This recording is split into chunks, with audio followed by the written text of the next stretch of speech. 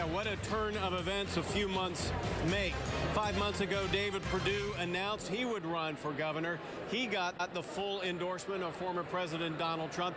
Many considered him the front runner in this race. 5 months later, though, Brian Kemp easily defeated David Perdue, badly defeated David Perdue in what is looking like an absolute landslide victory. Perdue, we have learned, made that concession call to Kemp before 8:30 tonight.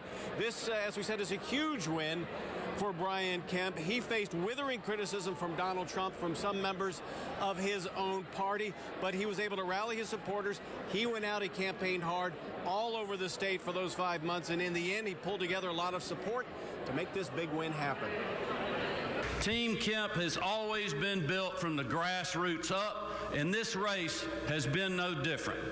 You have honored us with your time, with your efforts, and with your resources, but most importantly, with your belief in our campaign, and we cannot thank you guys enough. God bless you all. Thank you.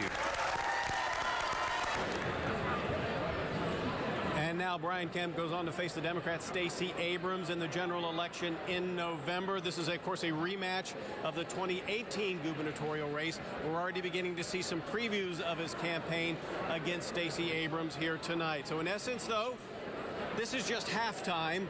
Second half of this election starts tomorrow. We're live in downtown Atlanta. Richard Elliott, Channel 2 Action News. And that second half, Richard, is going to involve a lot of dollars coming in from the national parties into our state of Georgia, as you know.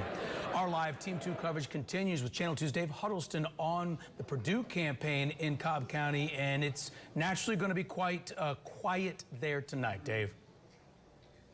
It's very quiet, Justin. And despite what the senator told me and what he said on the campaign trail, we got the sense that maybe luck was not going to go their way this evening when we got here to the Sheridan Suites here in Cobb County and saw the size of this room. I've covered hundreds of election night parties in 25 years of reporting. This is by far the smallest room I think we've ever been in for a watch party. That could be why David Perdue and his wife Bonnie hopped on stage a little before 8:30 this morning to thank his supporters and tell them he had already called Governor Brian Kemp.